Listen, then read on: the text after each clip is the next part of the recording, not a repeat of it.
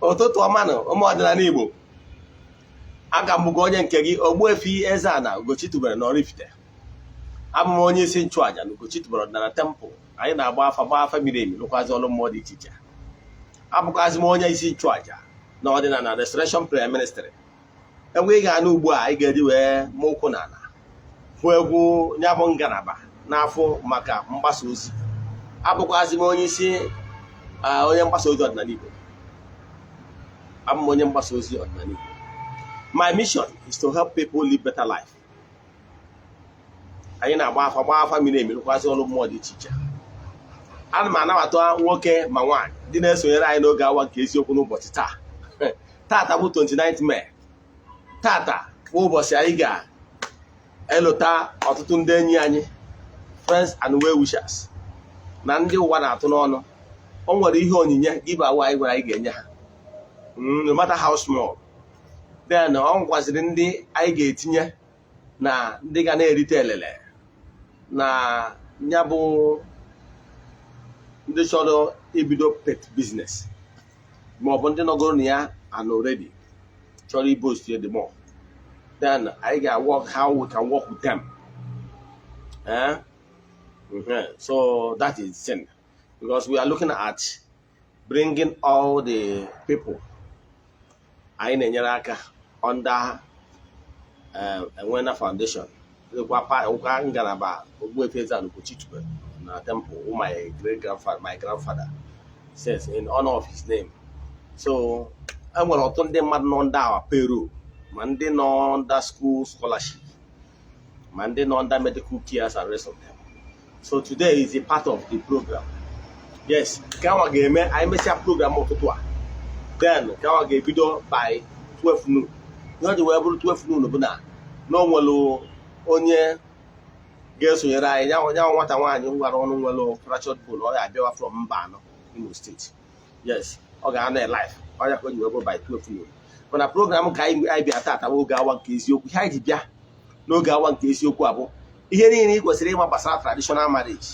Gị na-enwe ụmụọkpụ ma ọ bụ nwaọkpụ, ma ọ bụ gị na-enwe ụmụada ma ọ bụ nwaada. Ya ka ihe amata n'ọdịnala Igbo na ihe gbasara etu ndị Igbo si eme gbasara alụmdi na nwunye ya na akwamozu nwaọkpụ ma nwaada. Ọnya bụ isiokwu anyị tata. You will learn new things you never before. Ihe a na-eme n'ọdịnala Igbo. Yes, Ogbuefi EZE-ANA Ugochi tubelu an authority n'ihe gbasara ọdịnala ka na-echigbu chi niile a na-echi na ana oraifite bụrụ EZE-ANA. Before anyị gaa n'iru, asị m na akakaka ya amaghị na jijiji ya amaghị na o echeche ihe ọjọọ ya eme anyị ya ma onwe. Asị m na anyị ga-ejere obodo na anyị ga-anakwaziri obodo. Asị m na ụbọchị ihe na-aga okporo ụzọ na ụkwa ya apụ ya ama ọ bụgoro anyị ama na anyị ga-ejecha na maka na ọkọ na-akpacha na ajọ ọfịa ma na-abụ onye nwunye. Asị m na ilo na-asị na egwu ada ọfọ na ogu enwere mgbochi. Ife ọma ka anyị si na ọ ya eme na anyị ga-ejekwaziri obodo na anyị ga-anara obodo ihe ọma dị iche iche mmebe. Ana m ekele ndị ukwu na ndị nta na-esonyere anyị n'oge awa nke eziokwu ụtụtụ a. Ihe ọma ka anyị si na ọ ga-emenụ nwoke mekwazi anụ nwaanyị. Then ise n'ọkwa dị mkpa agwụgọ gị n'ọta ụbọchị anyị nwere ya program anyị ga-eme giveaway ka anyị ga-ebido n'oge ehihie. Mana nke ahụ normal time off anyị ga-eme morning program bụ n'oge awa nke eziokwu. Echefukwana na aja anyị na-achụ kwa ọnwa nke ọnwa Julaị ga-ebido na Julaị 6th. Iji isonye na ya bụ aja, ihe ị ga-eme wee chat na WhatsApp 08057837672. Ị ga-asọmit ya 3 prayer requests, then make donation to the account. The chat them, I will review them more. Now, isiokwu anyị ji wee bịa n'ụbọchị taa. Mana before anyị gaa n'iru n'isiokwu anyị, echefukwara na ọ gbasara alụmdi na nwunye n'ala Igbo. Ihe gbasara ụmụọkpụ ma ọ bụ ụmụada dịka ndị si asụ n'onu n'onu mana abụ ụkwara ọ bụrụ ofu. Ihe na ihe gbasara akwamozu nwaọkpụ ma ọ nwaada dịka ndị si asụ. Mana bifo anyị gaa nka ka anyị megoro ụkwụ n'ala wee kpọkuo ndị ewulite obi anyị elu maka My dear.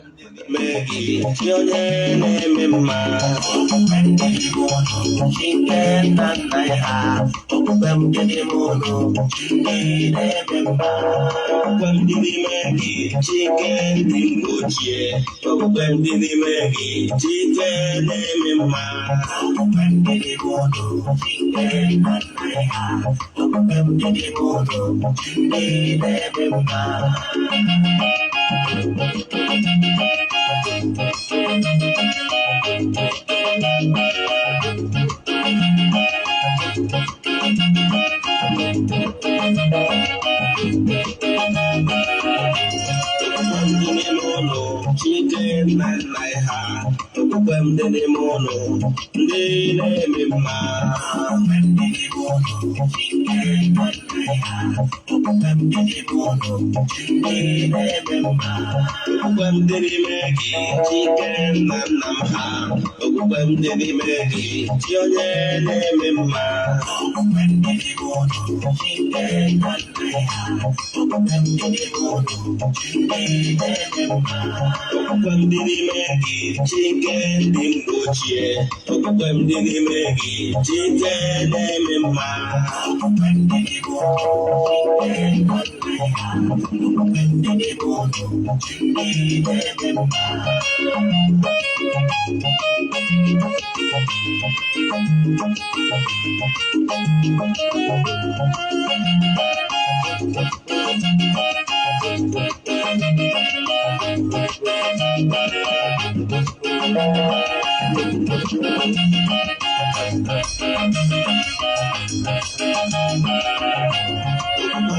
mono, chicken and my heart. When the mono, they name ma. When the mono, chicken and my heart. When the mono, they name ma. When the Maggie, chicken and my heart. When the Maggie, your name ma. When the mono, chicken and my heart. When the mono, they name ma. When the Maggie, chicken didn't go cheer. When the Maggie, chicken name ma.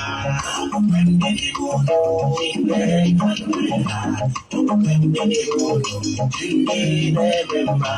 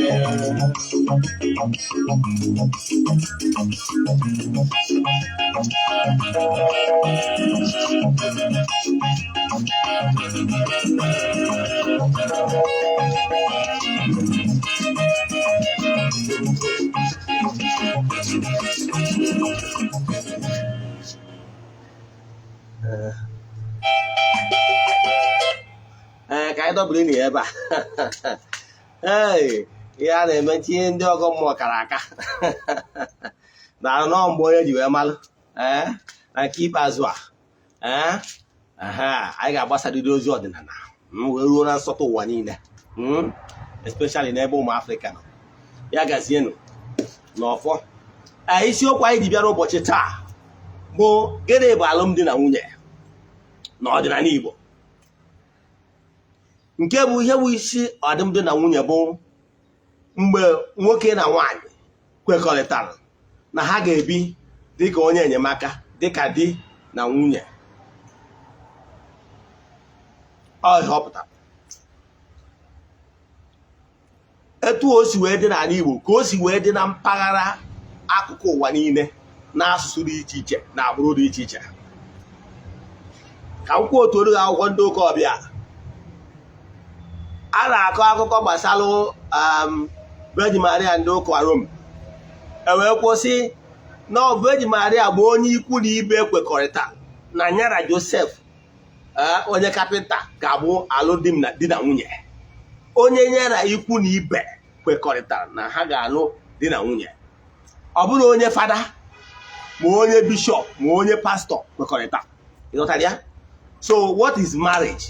Marriage ga-abụrịrị ihe ga-eme ka marriage dị authentic. Any other thing outside that is just mere ceremony. One, the two parties in question, comprising man and woman, must agree to live in harmony, to live as companion, as man and woman, as husband and wife. There must be this acceptance and agreement between the two parties in question. That is one. Two, the families in question must give their consent. Onye bata na akwụkwọ ndị ụka ọbịa ebe ekwu na akwụkwọ Luk etu Joseph na Beji maka na etu esi eme na mgbe na ndị Juu bụ na nwa agbọghọbịa ọbụla tolite of age na a ga-enwe nwoke enwere ike asị na onye asị ekwekọrịta na onye a na ha na-abụ ga-abụ di na nwunye. Ụfọdụ na-akpọ betrothed and the rest of them. Now onye abụ ihe ị ga-ama na alụmdi na nwunye etu alụmdi na nwunye si wee dị. Ghọtara ya? Then ọ bụrụ na enwe nkwekọrịta dị etu a, ihe ọ pụtara bụ na nkwekọrịta mmadụ na-abụ in question is not enough. Yes, mmadụ na-abụ ahụ nkwekọrịta, ihe ọzọ atụrụ anya n'aka ha bụ na a ga-enwerịrị consent, the consent of the relatives of the both parties will come in agreement wee sị na mmadụ na-abụ a na ha ekwekọrịtago na nwoke a na nwaanyị a na ha ga-alụ di na nwunye. Nkwekọrịta ha kwekọrịtara maka na ọnụ mmadụ bụ ọnụ mmụọ. Mgbe ndị nna be nwoke na ndị nna that is the ụmụnna and relative of the man and the ụmụnna and relative of the woman agree to marry together. Ihe ọ pụtara bụ mgbe ị na-anụ nwaanyị n'ala Igbo, you are not only marrying the woman, or they are not only the nwoke. Equally be involved. Yes, na ani Igbo kwenyere na nwoke ara arụsọ nwoke na anụ ya. Nwaanyị abụọkwanụ sọ nwaanyị na anụ di. A ga-asị ndị ọbụla ndị be nke nwaanyị edeghị anya na m na-anụ onye obodo ọzọ. Ihe ọ pụtara na nwunye ndị oraifite. Ụmụnna m ha ga-akpọ ya our wife. Etu a ka ọ dịkwara the other side. Kpatara na mgbe ị na-eje anụ nwaanyị, a ga-agwa gị na ihe nwaanyị na-adị emesi emesi. Ihe dị mkpa bụ mgbe ọbụla unu gwekọrịtara, agwa gị na nwaanyị a na-arakwa eme ya 11%. However, it will keep contributing to the welfare of the family of the woman in question.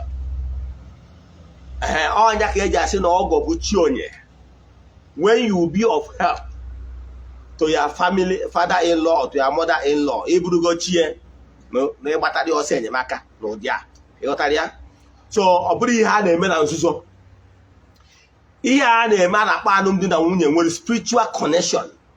Mma awụwụ ụkwụ na ana taa just gụcha ntị gị ma gụcha ntị gị nke ọma. Mgbe a na-agba nkwụ nwaanyị ka m gwa gị, ọ bụrụ na ime ego nwaanyị nke a a na-akpọ paying of dowry. Mbọsị a ka ị na-ekwu ị na-commit something. Ịdago mgbe buru gboo nwere ike ọ bụchara ego, ụfọdụ nwere ike ịbụ so many other things like cowries and rest of them. Wee ruzie na oge anọ n'uwe ego, kịta anọ n'uwe ego, so you must use money. That money in a water cannot quantify the value of the woman in question. Like buy and when they keep about 10,000.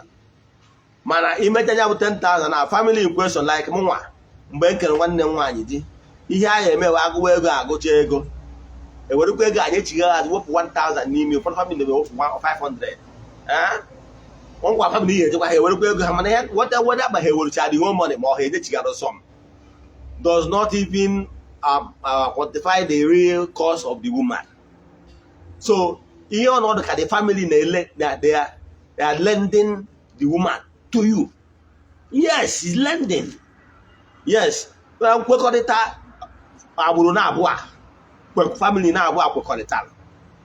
now they will lend you something like their daughter. It's not as if you are paying the price. Onwere ego na charge de gị for nwata nwaanyị zuru ego imere n'isi ya. Gịnị ka a na-eme ihe ha yes na ịgbaka nkwụ ịgba nkwụ with 1 million naira. Yes. Ọmụ na buy ịnụ nwaanyị na buy dị very cheap. Esi ka imewe ihe the family rights. Forget about the nature gị ime glamorous ceremony. Ma ime ego ma ịgba nkwụ akarịrị 400,000 na Lord. Ịghọtara ya? Ha bụzie nke ikoziri uko. So 400,000 ozuru ego eji wee zụ ya bụfuro na mgbapụsị amụrụ ya wee go na primary school. Ozuro. So whatever you are giving them is peanut, is lending. Because I want to say ka ịkwụọ ego nwaanyị ya ego ya emewe. Yes, ma gị nwa ma mụ. So it's like the family is lending their daughter to you. Site na nkwekọrịta family a kwekọrịta. Maka na asị na ikwu ehihie nne ewere ọgọ gbazuo. Now, by virtue of able in-law to the family, able to go a part of family. The same thing goes to the woman. Once they marry you to the family, able to go part of the family. That's why it happen. So them for the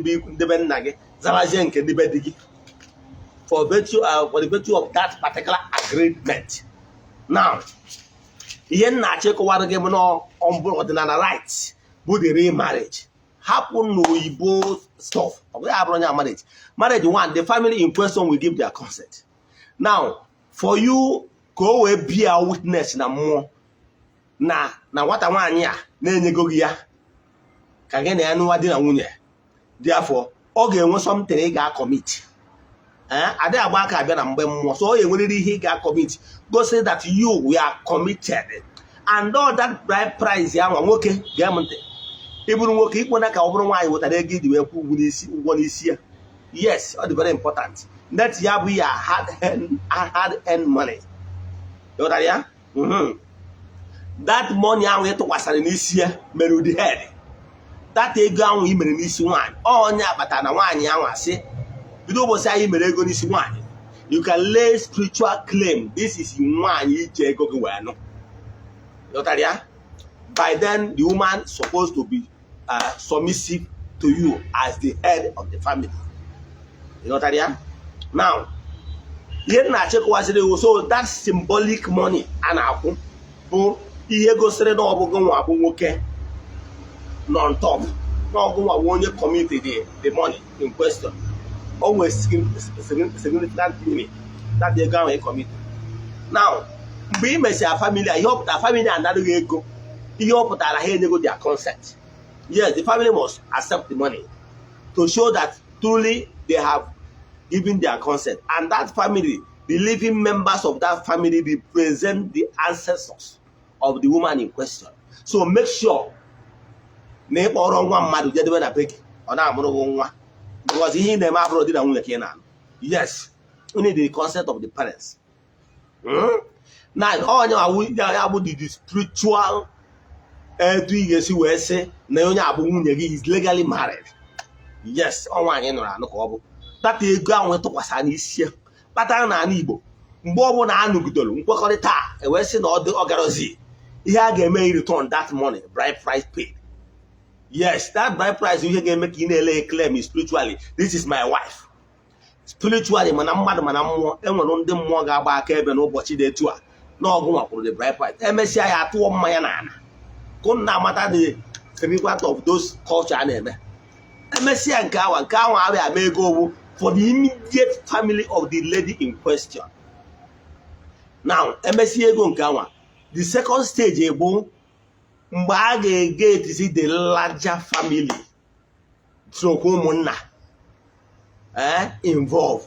Na taa na ha bụ ndị that is relatives of the woman and the man. They are coming together to bless the union officially. Or they are over mmemme a na-emezi n'ime palọ. You got to go mmemme a na-enwezi ndị ọgọ. When the echefukwana na-enwe middle person. Onye ga na-anata okwu a na-akpọ onye mbe na side ya mami hụ na-akpụ ya. Mana onye mbe a bụ the middle person ka na-aje na-anata okwu na nke ndị ọgọ. Then we gazie gwa ndị bịara ịnụ nwaanyị. Ọ nata ndị bịara ịnụ nwaanyị information. Ọ ganye ndị be nke nwaanyị. Wee chedo onye ahụ the middle person. Bọsị a na-eme mmemme ya ka a na-akpọ n'elu ya ka a na-akpọ n'ala. Enere anya onye a n'ọdụ ka the sponsor of that union. Kama na ndị ụka bụ ndị maka esi iwu akụrụ ọgwọ. They came to our culture. Ha mụta ihe ọma dị iche iche anyị na-eme na culture anyị buruzie na nke ha ọ dị ka ọha nwa mụta. Ọ bụrụ ha onye gbatakara ndị ụka bịakwa ya zuru ihe anyị na-eme. Ruzie ha sịkwa na-enwe ndị m ha na marriage. Ịghọtara ya? Mana ọdịnala Igbo enwebugo riri thousands of years before ndị ụka ọbịa bịa. Ndị ụka ndị ọdịnala Igbo nwere onye mbe. Onye mbe awụ onye wee living witness on both sides in agreement the two families nwere. Onye batara onwe ka marriage asị wee nyeme nsogbu a ga-ejekwa jecha onye mbe is the sponsor of that union. So whatever ndị ụka bịa kọpịa a na-awụ ha bịa kọpịa tradition anyị nye modernize ya na nke ha na-ekwu. Ịghọtara ya? Ọdịnala bụ ụzọ ndụ. Now, ụbọchị ahụ a na-emezi mmemme ikwu na ibe from the mother side, from the father side, enwere ike ụbọchị emere ego ọ bụ so only the immediate family mpa uncle bụ ndị nọ n'ụbọchị emere ego. Mana ụbọchị a na-ama ọgọdọ ịgba nkwụ nwaanyị anyị nwa na-akpọ ịma ọgọdọ fọ na ọdịnala ya na-akpụsị kpọ ya ịgba nkwụ nwaanyị gụnwa mazi ihe unu na-akpọ ya na bụ ụnụ data ịgba nkwụ nwaanyị abụ nke a ewu na-adị involve. Ọ nke ahụ ka a ga-ebinyezi gị mmanya sị gị jee gosi ya onye a bụ di gị. Ọ nnukwu mmemme ka ọ na-abụ n'oge nke a na-agba nkwụ a ịfụ na ndị ikwu nne nke nwaanyị ga-abịa, ndị ikwu nne nke nwoke ga-abịa, ndị ikwu nna nwoke na nwaanyị etu a ka ikwu na ibe zuru. Mgbe a ka ikwu na ibe zukọtara ka ngwazi ego symbolic tradition a na-eme pụta nnukwute ihe bụ ihe ndị mmadụ adịghị emezi kịta wee na-enye nsogbu. That symbolic tradition a na-eme bụ olu ụbọchị awa nna m nwa mgbe a na-eme ihe nwaanyị ya nọ n'azụ ụlọ na be anyị ụbọchị a na-agba nkwụ agbasịa nkwa o nwere ego a na-ego mana ihe nnigasị ma plantain na-adị ya, ji na-adị ya, ede na-adị ya, ụfọdụ ihe ọnụ na-erigasị ma so ọ na-so fọt. A na-ebujeru nne m ngwa n'azụ ụlọ, njekwazi ya ego a na-akpọ ya ego eji anapụ asịsa. That is because you are taking away her daughter, na-enyere ya aka wee na-aza ụlọ. Dị afọ o nwere ego a ga-enye ya nwaanyị mụrụ ọmụmụ ka e wee tie ya aka n'obi na nwa ya nwaanyị na-ahapụzie ya bụ ngwa ozi ọ na-agbajere ejerie ndigo anyị enye ya ego. Imesizie nke a ebede fesie ụmụ nwoke, emesịa nke anwa echefukwara na enwere otu dị iche iche a ga-enwe otu ụmụ okorobịa enwere right ha, enwere otu ụmụ agbọghọbịa ibie ndị ọ na-ahapụ wee na-abazi n'ọkwa alụmdi na nwunye, a ga-enye ha right ha. Ụmụ okoro nwere right ha, ndị ụmụnna ọ bụ na ada ha na anụ di ụbọchị anwa enwere right a ga-enye ha, maka na right a ga-enye ha ụbọchị mmemme a na-abụ na be nwaanyị ka a ga-anọmi ya. Yes, maka na onye gwa bụ onye na-ahapụ ngwuru be nne ya eje na mba ọzọ, so na be nne ya ka a ga-anọmi ya. Now a ga-enwe ndị a na-akpọ ụmụokpu, anyị nwa na-akpọ ụmụokpu, ụfọdụ na-akpọ ụmụada, whatever it means, but let me explain what umuokpu or umuada means. Umuada bụ maọbụ ụmụokpu bụ ụmụ agbọghọbịa niile a mụrụ na vileji anwa na-eke nwanne ha nwaanyị na-eje di, ndị ugwu nwa agbọghọbịa mana ha anụgo di gasịa na be di ha dị iche iche. Now ụbọchị nwanne ha nwaanyị bụ nwa agbọghọbịa na anụ di, ha ga-esikwa na their various husband home bịa n'ụbọchị ahụ, maka na ha nwere ọfọ na mmemme dị iche iche a ga-enyekwara ha. By so din emesịa mmemme a ka nke nwaanyị ahụ ọtọmatikali na-abanyekwa n'otu ụmụokpu maọbụ otu ụmụada, maka na ụbọchị ahụ erichara agbachara nkwụ ya enye ụmụada maọbụ ụmụokpu dị right, ọtọmatikali ọ banyego n'otu ụmụada. Ihe ọ pụtara bụ na ọ bụrụ na ọ na-esimo ntie ka o nwekwara nwa agbọghọbịa na-anụkwa dị na ụmụnna ya nwa nyanwa na onwe ga-esokwa natakwa dọkwa n'otu ụmụokpu sikwa kerukwa oke nke ya. Na be anyị a na-ebi ha ma nnu, a na-enye ma ncha, okwu ha adịkwa ekwu okwukwo. Yes, if you don't settle them well and bịa na ụmụnna wee gwa anyị na nwoke a na-achọ ịnụ nwaanyị na o setụrụ ọkwa ụmụokpu ọfụma, onwere ihe a na-ekwu nwere isi. Ịghọtago ihe anyị ga-eme na anyị akpọ nwoke otu ụmụokpu ga-ezu oke, otu ụmụada adị atakwa ntị ha ata ahụ ha dị very powerful. Onye na-agwa na ọdịnala Igbo na-enye ụmụ nwaanyị amakwa ihe ọ na-ekwu. Yes, ụmụokpu, you don't joke with them.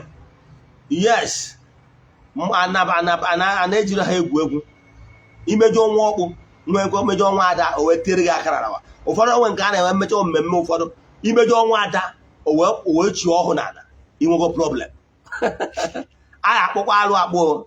Yes, imejọ ọnwa ada obe arịrị chi ọhụụ n'ala, inwe problem gbara ọtọ chi ọhụụ n'ala. Ịghọtara ya? Ha dị very powerful. Yes. Now na be anyị o nwere ihe a na-akpọ ọkụkọ ụmụokpu, ọ nnekwu ọkụkọ na ji na ihe na-esi ya. Ọkụkọ ụmụokpu a bụ ihe a na-enye ụmụokpu ndị awụ the dead, the ụmụ nwaanyị amụrụ na that village but they once married and they have died. E wee senata ngịga ha na ngwurube nna ha. I will still touch that well, that side. Now, the Yoputabu, the sisters of that particular community, that village, that once got married elsewhere. But today, as we speak, they are already passed on. They are no more. How walk at a home? Now, almost cook, no cook, remember, I walk home. It will give you credit, and the release in there, Madame Hen Capital. Ọkụkọ ụmụokpu nwe ka ha si esi ya ma ọkụkọ ka ụmụokpu daizi ebe echiche anya ọkụkọ ha egbuso ọbara ya na echiche anya ọkụkọ abụọ ọkụkọ ha ji akpọ ụmụnne ha ndị nwaanyị that wants to live here but they are no more. They have already joined the spirits. Ka ha sịkwa ga bịa rie oke na nwanne ha nwaanyị Njideka ma ọ bụ Ngọzika na anụ di, for them to bear witness in the spiritual realm na nwanne ha nwaanyị tata emezu mmemme alụmdi na nwunye ya alụmdi ya emesịa nke a o nwere ewu a na-enye ụmụnna, o nwere ewu a na-enye ụmụnna. Ọ bụrụ na be anyị ewu a na-enye ụmụnna dị very important. Yes, enwere ike igote ewu a, ọ ya bụ the highest goat. Yes, somebody onye mbe ma onye ụmụnna nwere ike inye gị somebody. Obodo ụfọdụ nwere ike asị na ụmụnna ga-enye gị somebody, ma ọ bụ na onye mbe ga-eso gị jegote ewu, eruo achọ na ewu kachacha ewu na-apịa.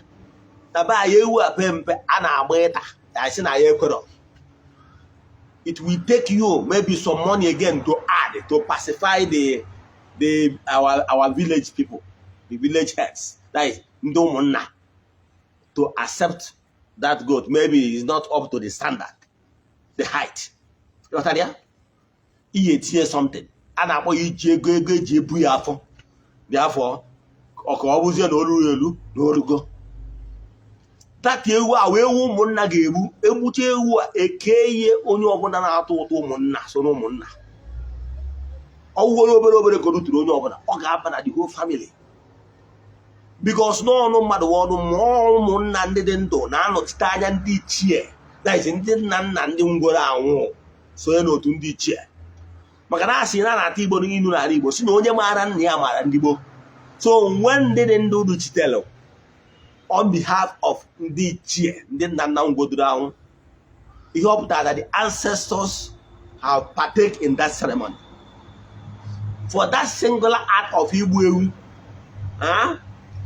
onye ga mere na ịgba nkwụ nwaanyị na ala Igbo adịghị agba nkwụ nwaanyị ugboro na-abụọ, maka ihi na ndị ichie enwere ike iri ewu 2 times n'isi Njideka ma ọ bụ n'isi Nneka. Now, ọ bụrụ na nwaanyị n'ugdoro di wee nwee misunderstanding, there was harmony, the love is no more, and for any reason ha decide to go their separate ways. Ihe a ga-emedewe ewe akpọọ nke nwoke edechiga ahụ ya bride price, that is the end. Mana nwata nwaanyị anwa mechaa n'ụdị dị ọzọ, ihe a ga-emezi n'isi ewe ego ya gbasi nkwụ, maka na ndị ichie ama eri ewu 2 times n'isi Njideka. Ịghọtara ya? That is omenala Igbo na ala Edo. Ịghọtara ya? So ịghọtago ha powerful Umuokpu. So Umuokpu anwa, ọkwa Umuokpu anwa na ewu ahụ egburu ndị ihe nke ga-eme ka ụmụ nwaanyị ndị ụmụnne village that girl anyị na-abịa ịnụ, ka ha bịa witness na nwanne ha nwaanyị na-ejekwa ije di, ka ha wee kwudori ya. By them, by ha nwee iso wee ri data ihe ewu, ka ha wee nwee ike wee kwudoro nwanne ha nwaanyị n'ije dị ọ na-eje na mba. Now, Umuokpu ndị dịzi ndụ bụ ndị ga-erichitere ndị anwụrụ anwụ, ma ndị dị nwụrụ anwụ erizi ọbara, ndị dị ndụ erie flesh. The same thing ihe na-eme n'ewu. Mgbe anyị gburu ewu anwa, ụmụnna ndị dị ndụ ga-eri the flesh, while ndị ichie ndị nwụrụ anwụ ga-eri the blood. In so doing, ha adịgo committed na alụmdi na nwunye. Ha marụ na nwa ha nwaanyị na-eje mba dị etu a ka ha wee kwudori ya. Ị mara mgbe gburugburu mmụọ be nna mmadụ, mgbe anwa ndị ichie adịghị involved. Ihe ọ pụtara na ndị ichie na mmụọ niile dị na ngwuru be nna nke nwaanyị na-ese ya eje ije di. Ị mara mgbe gburugburu nwaanyị na-enwe okwuchie, ụfọdụ eburu arụsị be nna ya bịa ije di. Mgbe ahụ ebe ije di, ọnwụ na ibu mmụọ wee bịa, di ga-egosi gị ebe ị ga-adọwa mgbe ibu wee bịa. Ọnwụ na ibu okwuchi gị, ogosi gị ebe ị ga-edewe okwuchi gị. Ụfọdụ arụsị like na be anyị, arụsị a na-akpọ ngede na be anyị bụ nwaanyị bịara ije di bịa. Etu akwa dịkwa n'obodo dị iche, nwere obodo ihe eje awụ na arụsị dị etu ahụ nwaanyị bịara ije di bịa. Ịghọtara ya? Now, ka m na-achịkọwara gị iwu abezie na mmemme agbamnkwụ prọpa. Ọ nwere ebe a ga-emeruo mmemme, akpọọ nwaanyị onye nọ ka nna ya, akpọ ya nwa m Nneka bịa ka ị bịa gosi anyị ikwu na ibe gị onye anwa ịsịrị n'ọnya wụ ọdịgo n'obi gị na ya ga-ebi dịka di gị. O ruo etu a, etu esi eme ihe bụ eweta mmanya anwa dị na galọn nkwenu anwa, ama nha ya hụ onye bụ onye oke ụmụnna gbata mmanya anwa, gị nwa bụ onye oke ga-ebu ụzọ wee ṅụdị mmanya. Ka iji aṅụ mmanya awụ ịlụ ọgwụ igosi na o nwere ihe ọjọọ dị na mmanya, maka na ọ bụrụ na o nweghị ihe ọjọọ gị nwa onye oke tiri n'ime ya, ma na-emekwenwu. So for before onye ọbụla etest ya mmanya, gị nwa onye oke ga-ebu ụzọ gbara obere ṅụọ ịlụgo ọgwụ gwụọ na o nwere ihe dị ya nụ. Na nna m nwa ma ọ bụ ọnkụl ya onye na-anọ ka nna ya na-eke nwaanyị ahụ di ga-agbata mmanya anwa agaghị agbaghịzie mmanya na kọp ọkpọ ọgwụ nwa m bịa ọ sịghị nwa m jee gosi ikwu na ibe gị onye anwa gị na ya ga-ebi dịka di na nwunye obizie nke nwaanyị mmanya nke nwaanyị ewelu aka kpuchie ya ọwọta ebe a ọ chọgharịbazie lụzie ebe anwa n'ihu onye ọ sị na onye ga-nye onye ya bụ nwunye ya o sekpuru ana na mmenata. That's humility. Ị mara mgbe buru gboo mgbe eruwa n'ọsa mgbe nwaanyị bụ nwaanyị na-abịakwute di ya ọsị ya nna anyị ịba ụwọ o tie aka n'azụ sị Ogbuefi iminie imenatara ya nna anyị oge ụwa bụ nwa ụwa oge nsọpụ dị ụwa mgbe ochie ka mma ọ bụ ọgụ ụwa kịta ọ na-apụta dị gbo na na-agba ebebi enwede nwa na-aṅụ ala ndị ụwa ọwụwa ọfụ ekerekwa m ụnụ na mgbe ahụ ọ bịaji si oke ebinyeghị mmanya ijesebụla na were mmanya abinye di gị ihe ebe ibute mmanya ahụ ruo n'ihu di gị i were mmanya ahụ ịṅụbiri obere isi from that cup binye di gị anwa ọnwụọ ihe awụ ọgbụgba ndụ ka the two family ihe abụrụ ordinary just nyanwa bụ the climax of the occasion. Yes, pam one carrying no ihe ọ bụ ọrụ oge ahụ mgbe ahụ nwaanyị nwụrụ nke nwoke ebinye nke nwoke anwụ ọgbụgba ndụ ka the two family na-agba ịgbasịa ya to show in appreciation na gị nwoke dị so happy na finally na this family ahanyegogo nwa ya na-anwụ n'aka ụnụ agba ndụ si na irikọ in public ihe ọ pụtachi n'ọgụ nwezi ga-egwerebazi ofe gị n'ọgụ inwe agbago ọgbụgba ndụ now ihe ị ga-emezi nwoke ịṅụchazie ya iwere ego to show appreciation n'ọnụ uwe ego ka nọ itinye n'ime ya bụ kọpụ iwerekwa kọpụ a gị na nwunye ga-ejikọ aka wochigharịa onye abụ nna gị in appreciation for ịkwado ụnụ ka ụnụ nụọ di na nwunye ụnụ na-ekwutoghị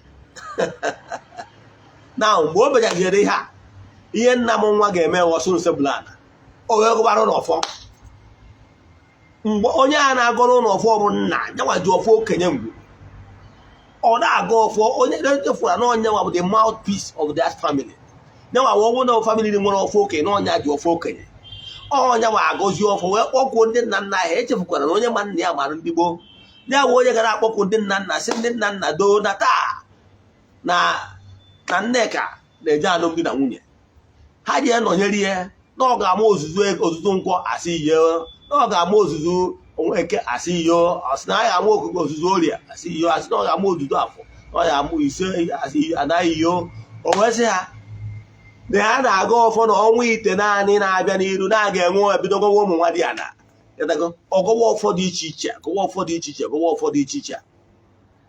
ọgọcha ọfọ dị iche iche onye akpatalụ na mgbọsị ahụ agụchara ọfọ a mgbọsị ahụ mmụọ si be nna nwaanyị na-eso ya wee megịrị wee jee ije dị na betie onye akpatalụ mana ụwa kịta gịnị ka a na-eme ebute jabụ mmanya ahụ eji enwe ọgbụgba ndụ the true family ga-eji wee rikọ aghafuo ya aghafuo dị afọ dị n'anyị ndatụ ọgbụgba ndụ nwere ozi ọgbụgba ndụ dị ịbịazie ije dị enwere ozi ọgbụgba ndụ jikọrọ the two families spiritually the spiritual body is not there abazie ọkpa abụrụ n'anya anụ obere oge enwe nsogbu ihe niile asụ na ihe the problem ọgbụgba ndụ a kwesịrị ịdịrịrị mana mgbe ị wezigara ọgbụgba ndụ a ọdụ ka asị na ihe unu mere obodo get together enwere ọgbụgba ndụ kwesịrị ime ka mmụọ back ya that union. Let me tell you one thing. Ịma ndị na-atụkarịcha egwu n'ụwa bụ ndị Christians obodo ha ebe ahụ egbu ahịa bụ ka nwa 110 mgbe ahụ agbanyere dat mmanya nke nwaanyị kpuchie mmanya onwere onye nwere the power iti iwe ọgwụ n'ime mmanya ahụ ekpuchiri ekpuchi onwere onye nwere power ya nke bụ eziokwu ka nwa 110 mara asị dibịa ọ bụrụ na o nwere onye nwere power ise ndiwo ọgwụ n'ime mmanya anwa edu ị marụ na onye anwa nwekwara power weda ma mmanya anwa ma emere ngafe ise that poison into your body ọ bụrụ na mmadụ nwere that power He said the poison in that cup. Forget the other art and Nigerian movie. I want a man with power in me too. A man who now with power, he send the oil in man. Why no now we send the power? I send the oil. This your name on a church or like. Why no send the Why no send the Omeria? You got that? Come on, here, they may do who went there. Oberon, they send the yellow or banana hoggy. A man on the hope that need to spiritually weak. In fact, they autonomous to go. Because I get the connectivity. Obu they when iron, magnet cannot magnet. Because you have an iron and magnet share some certain composition. Obu they will plastic without a magnet, you can never magnet because here wants something in common. So if your heart is clean, fear nobody.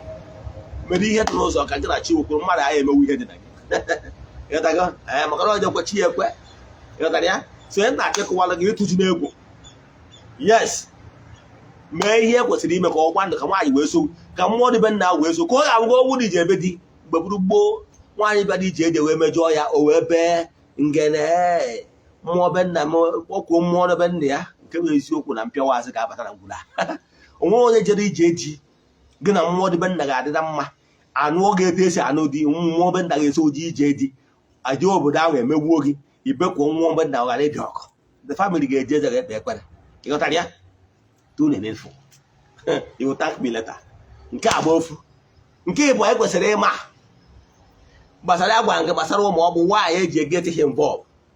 Can one the warm now, Mburubo, Mburuba, and Osa, Mundo Cabero, Weber corrupt to our practices, our norms. Mbawa Mburubo, one JD, JD, Chenano. Eba one you Bichandia, well, and a bunos one in a bendia, a two according to Mburubo, in my reason. Here you put out one in a bendia. Go reincarnate here back again in her lineage. Yes. Here you put na one you get reincarnate back to her lineage. Echefukwana na one ya enyere obia moru ben nage. Bo one enyere as a borrowing. Yes. If you like me to use that word borrow, it's borrow. One year, get a zone egbokọrịtalụ. Ewe bodo ya dịka dị na nwunye, but does not mean na ọ bụrụ osi osi na agbụrụ osi. Onye mata na-emeta ihe na-asị ya Njideka ma ọ bụ Nneka Obi na-agbatuo. Yes, ada n'ebe agbatuo ka ọ bụ. Kpatakwu na nwata nwaanyị ahụ nwụọ, ị ga-ejezi ndị be nna ya na ihe mere nwa ha. And ọ na-aya ahụ ihe ejegwafa ka ngwa mgbe elu wa n'ọsa ihe anyị na-emeso njie o nwere ihe anyị na-akpọ alụlọ mmụọ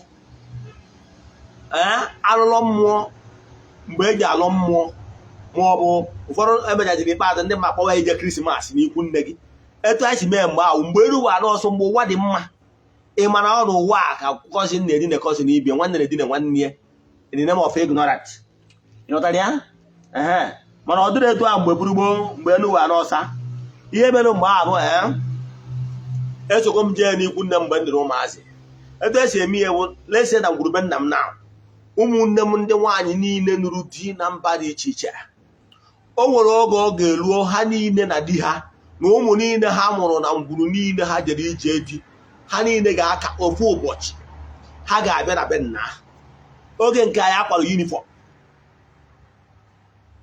akwara yunifọm ahụ eyiwu nwa onye ọbụla ifu yi dise yunifọm mmanụ niile bụ nwa di ana mụrụ na be ofu ngwuru abịa ụbọchị a wee dosi m ya bụ ọgọ lese na onye aka awa ọgọ Enugu steeti ọ bịa wee sie nri na biya sie ihe dị iche iche o wee gosie agbụ sie onugbu ma ọ sie nka ọgọ nke esie nka ọgọ nke esie nka ọ ga-esi ọbịa ebe a ndị niile eju ọtụtụ type of food mgbe anwa nna ụlọ ochie ndị onye bizi na ngwuru agba oke na ngwuru a ga-ewere nri anwụ unu ji wee bịa jee n'ebe e nwere akwariọm were nri anwa na-atụsa na akwariọm ọkpọ Ifeyi nwa na ezinụlọ ya na di ya na ụmụ ya ọtụsa n'ọkwa alụlọ mmụọ ka Ifeyi nwa na ụmụ ya bịa ọkpọ Nneka na Nneka na ụmụ ya bịakwara alụ mmụọ o were kwatụsa etu a ka ọ ga-esi megide ọkpọcha ụmụnne ndị nwaanyị niile bịalụ wute ezinụlọ ha.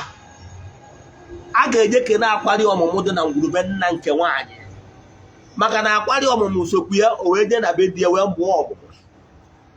Ịghọtara ya? Emesịa ya nna ụlọ ochie were ọjị jee n'ihu akwari wee kene akwari maka ime ka ụmụnne ndị nwaanyị jere ije dị ka ha tụọ mụọ, wee gwazie akwari na ndị niile awụ ụmụ nwadiana.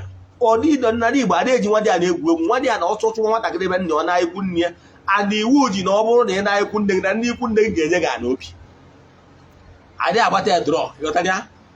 Ịmakwa na ọnwụ na mmadụ na-achịwa ọchụchụ taa iwe bekuo mmụọ ikwu nne gị, nke bụ isiokwu na help ga-abịarịrị. Mmụọ ikwu nne mmadụ a na-ededa mmadụ anya maka na mmụọ kwadoro nwa ha nwaanyị o wee bụ iche echi.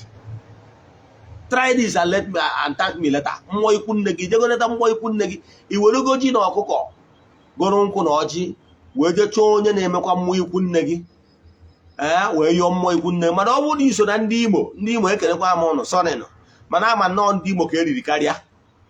Ọtụtụ ndị Imo mebisiri mmụọ nọ na be ha. Mana ndị Anambra I'm proud to be an Anambra man. We don't joke with our deities. We don't joke. Ịbịa na nke ụmụnna m, our akpụ belong to our deity last. Bụ just fence kewara nyara be former commissioner of finance n'oge nke eji nwe obodo. Ije na ọrụ ukwu, I think St. Joseph Catholic Church ọrụ ukwu, ị ga-afụ na offense kewara that Catholic Church na deity. Ịghọtara ya? Anambra, we don't joke with our deities. Yes, onye ahụ dị secret. Onye so na Anambra na-agwọ ọgwụ ga-amara ihe ọ na-ekwu. Doesn't know how this work, but ndị Anambra don't joke with their deities. Onye a na ogoro obodo iwe na-eme biznes nke ma nke ọzọ ọ na-ese ndị ego ji egburu mmụọ anụ. Mana ndị Imo sorry na eriri ụlọ eri nke ụlọ ka njọ ama na eriri anyị mana nke ụlọ ka ọtụtụ ebe na Imo emebisago everything. Mana however ọ bụrụ na iso na ndị mebigoro ihe ọdịnala dị na ngwuru dị na be nna ụlọ na-enwere ozi edi tres nke bụ na ị nwere ike itresi onye na-enye mmụọ ikwu nne gị nri akụchi n'ọta, ma ọkwa ndị so na ndị pastọ ma ọ bụ ndị enwere ozi ike ndị ụtụ ihe mmadụ ga-ekwu ije na okwu mmụọ ikwu nne gị. Ọnkwa ka anyị si eme na tempụl, anyị gara na tempụl invite ya mmụọ ikwu nne gị ahụ chụkwara ha aja on your behalf. Ịghọtara maka na mmụọ ọgwụ mmụọ ana m achọkwa ịgwa ndị dewere ahụ na ha mebiri mmụọ ikwu nne ha na o nwere ihe unu mebiri. What the people scatter their way is the art part, mana the real mmụọ nọ n'ala. Ịghọtara ya? Ịchọ ọkpọkwuo mmụọ ikwu nne gị gbuo ya anụ ife na ọ ga-aza gị. Ịghọtara ya? Maka na ọ ka dị ile. Ịghọtago? So onye abụ ihe ị kwesịrị ịma gbasalụ ọdịnala Igbo. Den nke ọzọ nchọ na imezi ka ịmata gbasalụ ihe ị kwesịrị ịma gbasara ihe a na-akụwa kịta. Ọ bụrụ na nwata nwaanyị bịara ije dị bicha ndụ ya nachigha n'obodo, nwaanyị bicha ije dị nwụọ, ihe ị ga-eji ma na akwari dị nnukwu mkpa bụ na mmụọ dị be nna nke nwaanyị ya nwa, maka na akwari ya nọ na ngwuru mere eji mụta dat nwaanyị in the first place. But nwaanyị a na-eji ije dị akwari dị involve na ọmụchakwa ọmụmụ akwari dị mmụọ. Ọ bụrụkwara na nwata nwaanyị a bicha na be di ya nwụrụ, akwari dịkwa involve. O nwere ihe a na-akpọ ike ozu na be anyị. Ike ozu abụọ na nwata nwaanyị nwunye gị na-anụ na-aya ahụ, ị ga-agwa ndị nwunye nekwa na nwa ha nwaanyị na-aya ahụ, ha dị aware, ha esotụta alụ etu a ga-esi wee mee. Mana eventually na-emegidere finally nwa ha nwaanyị nwụọ. You can just tell them with your ordinary mouth na nwa ha nwaanyị o nwere ha na-akpọ ike ozu. Yes, ka ị gwagoro ha na nwa ha nwaanyị nọ, o nwere ife ha na-atụ anya n'aka gị. Ị ga-akpọrọ ụmụnne gị na ụmụnna gị, unu ga-esi nri. O nwere ihe etu esi eme mme na mmanya na ihe ndị ọzọ unu ga-eji wee jebe na be nke nwaanyị ha na-akpọ ije ka ozu. Yes, mgbe ahụ unu jere ihe ahụ unu bụ wee bịa, a ga-ewerekwa sọm jee n'ihu akwari nye akwari si akwari na Nneka bụ nwaada ngwuru a na ọnọrọzikwa n'ọkwanụ nya ka ndị be di ya ji wee bịa ka ha bịa ka akwamozu ya. Mana enweghị township ka gị esi ma ihe ma na efizgoberi ya date, mana ime ọnụ nwere mmemme mere ọdagrand ịmara. Yes, ị nwere ike iberi nwa mmadụ wute ata ejeghị ime ihe a ngwara gị. Mana ịfọdụ n'ime ụlọ ndị riri eri enweghị ike ibanye ebe esisi ikwuo ihe ọkụ inye ha na-ego. Ịmarazi ka esi eme. elu anyị agwa akwari ya bụtazie taa ha wee gwa ya akwari na nwata nwaanyị a nwụọla na-achịkwara ọkwanụ ndị ọgọ bịara ndị nụrụ ya nụ na ha chọrọ ka a ka akwamozu gbasara ya ewee ka deeti. Ọ bụrụ na be anyị enwere kalenda, eweta ọdịnala kalenda, enwere ụbọchị eji akwa ozu, yes, nwa ụbọchị ime ka ihe akwamozu, yes, akọnkudo with date. Ha wee je gbasawazie ozi ụbọchị a ga-akwụ ya. Ụbọchị ahụ a ga-emezi beri ya proper. Ihe a na-eme ụbọchị ahụ bụ mgbe gburugboo a na-eburukwa ozu nwaanyị ga-enye na be nne ya, mana ụka bịaziri enwezighị ife ọfụ, ewee na-ekwuzi na di na nwunye bụ ofu ahụ, and na ebe ọ bụ na ọ mụtara ọmụmụ na be di ya na ọ bụrọzi uru na-ebudabarụ the physical earthly clock to be nne ya, kama ihe a ga-emezi iwu ka esi naga the spirit, maka na spirit ya bụ the real woman, maka na agwa nga na ihe mere mmadụ bụ ozu ihe na-abụ the spirit bụ the core, while the physical, the earthly clock, bụ the second. So the two of them make up a living being. Now, mgbe ya na-eme mgbe ahụ a na-akpọ ise na ngịga, ise na ngịga anọ ka ịkpọ na spirit of that woman back to her root. Ebe ahụ abed na ya ga-esinata, enwere ihe na-adị ya, a na-achịgharị akwa, picture na-adị ya, enwere ndị na-ewetacha ma ji ma ihe ọbụla o si mara nkụ dị na mba na-egere mba nri. Enwere ụfọdụ ihe ndị a na-ewetagasị. Ọ bụkwa nne onye mụtara ada ejefukwana ụbọchị anaghị akpa ịkwafe efi ada ji wee bịa, ada ọ mụtara n'obodo anwa ndị na-anụ ada anwa ji wee bịa akwamozu ya, anyị akpụnye ndị be ndị nwe ozu efi, akpụnyechazi efi anwa abịazie wetazie mmemme anwa eji ese naga ngịga. O nwere obodo ka obodo si eme nke, o nwere obodo nwere ike itiche ewu ma ọkụkọ ma ihe niile, mana ideje na bụ na ịmara exactly the items, mana the mindset of that item bụ nọọ ka esi naga ngịga ka ya kpọnaga mkpụrụ obi nwaanyị a back to be di ya, ka ọ ga-abụ ọ na-anụ ụwa ọzọ, ka ọ nọkwa ụwa be nna ya. Echefuna ebunorozi physical body, mana esenagara the spirit. Ọnya ka ụfọdụ na-akpọ ya ise na ngịga, anyị nwa na-akpọ ya ibu na ngịga, mana whatever ebe ọnwụ na-akpọrọ ya, it means the same thing. Ihe ọ pụtara bụ nọọ mkpụrụ obi nwaanyị a ka a na-eme gịnị, ka a na-akpọnaga na be nna ya, ka ọ ga-abụ ọ chọzie n'ụwa ọ nọkwa ụwa na the same place. Ịghọtara ya? Ọnya bụ ihe ị kwesịrị ịma n'ihe gbasara ịkpọna nwaanyị. So na mgbe gburugburu o nkwara obodo ndị ka na-eme eti date, like ije Edo steeti side be Tony adịghị ya, kedu ihe a na-akpọ that side, Awuchi side, yes, a ga na-eme nwaanyị nwụọ ebunaga ebe nna ya ganie. However, ọ bụrụzie na o nwere ka o si wee bụrụzie na onye ahụ dị high personal like late Stella Obasanjo, ọ bụrụzie na onye ahụ na-enweziri iji kpatara ya eji wee chọọ ka enyi ya na be di ya ma ọ bụ na ihe enweziri ike ime ọ n'ọwụ first lady or whatever. Ịma na o nwere some rituals ha ga-agwa gị ị ga-eme in order for you not to bring the remains of their daughter. Ịghọtara ya? So n'ala Igbo, mana n'ime n'ala Igbo a wụkwarị, ọ bụrụ na nwata nwaanyị na example etu mbụ onye Oraifite, ọ bụrụ na nwaanyị bụ onye Oraifite ma ọ n'ọgwụgworo onye ọzọ bụ ihe a ga-eme ụbọchị a na-akwụ ya bụ ebute ozu ya, kpụ ụzọ jee mọchụarị je bute ozu ya, eburu ozu ejebegoro na be nna ya, ọ ga-eje gba ụkwụ be nna ya, ọ gba ụkwụ na be nna ya, egbuo ya akwa, mee mmemme ndị a na-eme na bie ụmụnne ya, eme ndị ya ebe akwa, emechaa ihe a then agbapụ egbe be nna ya wee sizie the remains ya na ndokwa, eweruzie the earthly clock, the body etigo na gasket, agbacha ya nkiri ya briefly, efizie na ambulance burukwazi eje na be di ya ebe ahụ anọ wee mie na ọ bụrụ ozu na mọchụarị. Ịghọtara ya? Then emesizie ya akwụwazi ozu, kwacha ozu the same day. Ndị be nke nwaanyị bịaziri akwamozu ya ebuzi ma ngwongwo eji ese na ngịga, ma ndị be di ya eso wee wenaga ihe eji ese na ngịga. Ịghọtara ya? Ọ bụkwanụ nọ ndị ọdịnala na nwaanyị nwere enye na be di ozugbo ihe agwafa agwa ndị be nne gị nwaanyị ya adị awe na ịnị nwa nwere ike inye ha ịnị nwa ha nwaanyị without their consent. After that, mbọchị anyị akwazi eme mmemme isi na gangịga. Isi na gangịga simple means na nwa na ụnụ ma na o nwere ebe o si bịa. So therefore, the spirit will go back to where she reincarnated from, her root. Ka ọ ya agba ọcha ebi ụwa kwa be nna ya ka ọ bịachiakwa ụwa be nna ya. Ịghọtara ya? Egosi na ọ bụrụ oyi nke ibororo.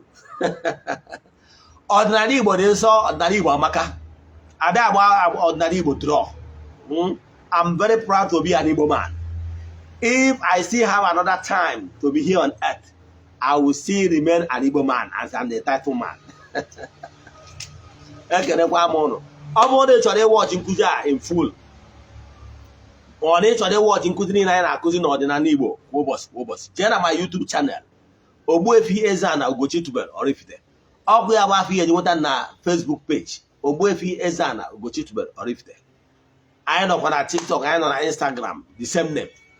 Ọ bụrụ na ị chọrọ ka anyị gbara gị afa miri emi ma ọ lụọ ọrụ mmụọ ọbụla, echefukwara isendịrị message na WhatsApp 08057837672. Ogbuefi EZE-ANA Ugochi tubelu bụ afa m.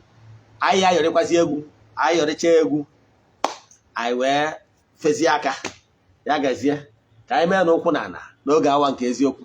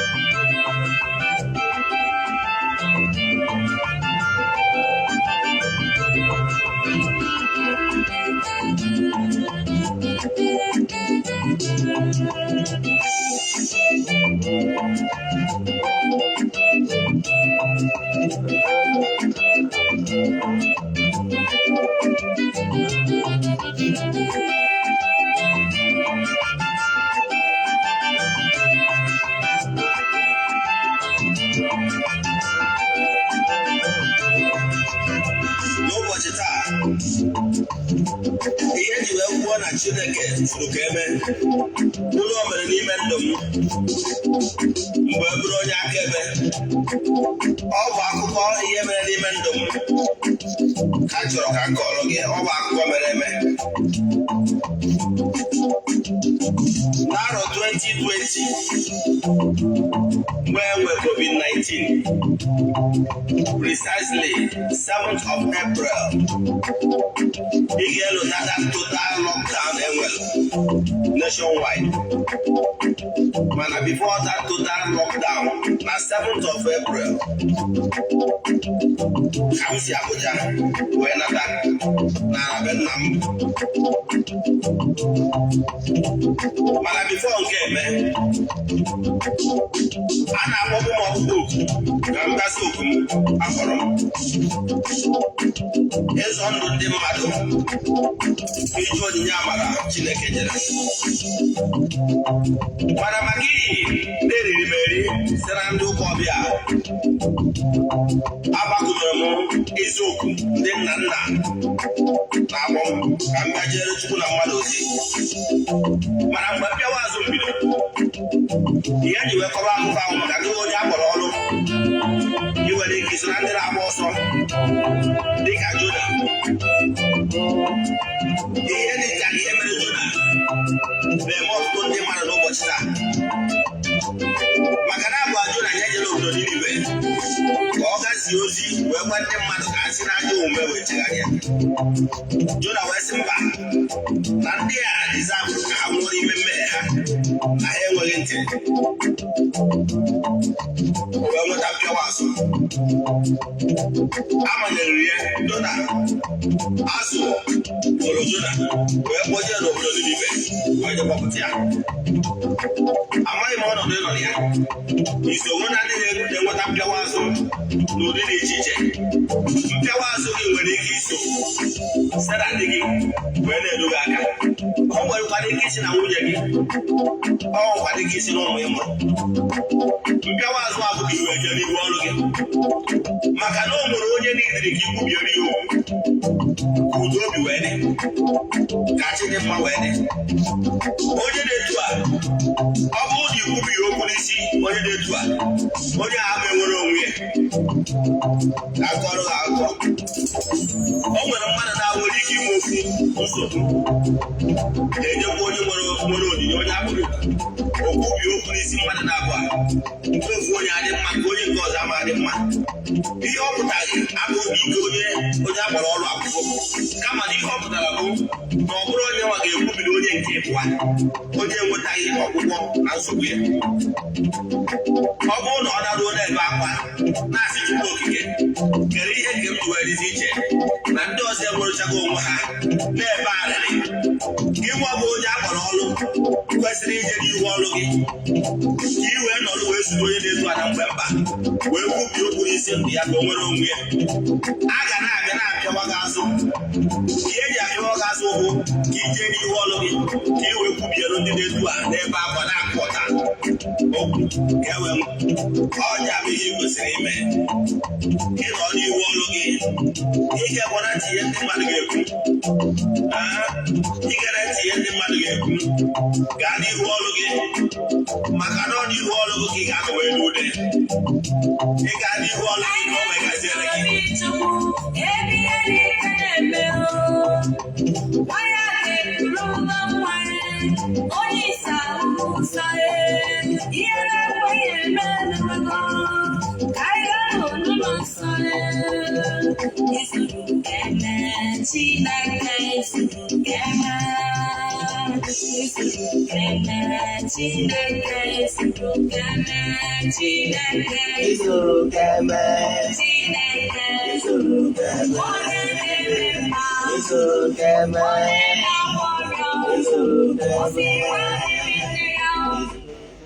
Daalụ. Ejiji egwu a wee na-eweta oge awa nke eziokwu n'isi njedebe. Echefukwara na anyị ga-echighatakwa azụ na ọ bụrụ na ọkụ 12 nke ehihie, maka anya nwe oge anyị na-atụ anya na anya bụ onye ga-esonyere anyị ga-esi mba anọ wee bịa na ọ ga-erute, ka anyị wee chighatakwazie n'oge a another time. Ọ n'oge a ka anyị ga-enwe ike ibido our giveaway. Ya gazienụ, ka anyị fụkwazienụ in next 1 hour time. Ya gazienụ, nlecha vidiyo a ụsara ndị ya dị.